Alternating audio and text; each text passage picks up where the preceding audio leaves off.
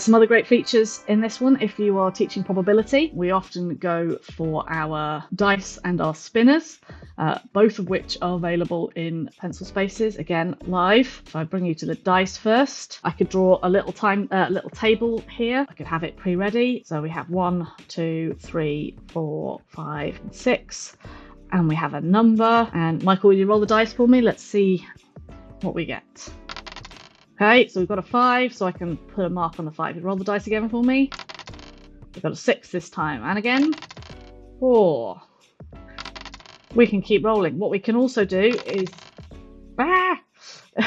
we can also add some dice. So we can get lots of them done in one go. We can get up to 8 dice on here. So then I could mark, I've got a 1, a 2, a 5, a 1, a 4, a 3, a 6, a 3.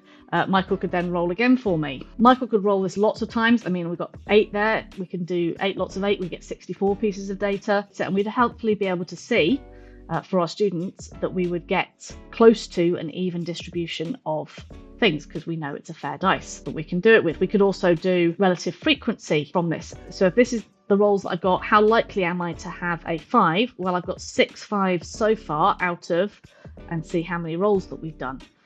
So 31 rolls so far.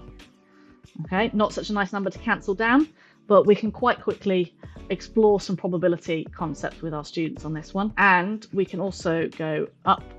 Here is a spinner. It's a fair spinner. I can reduce the number in here. I could take off the numbers and just go with color. What's the probability? Oh, hold on. Let's click the button there. I can reduce the number on the spinner. I could make this a 6. I could take off the colors if it's too much.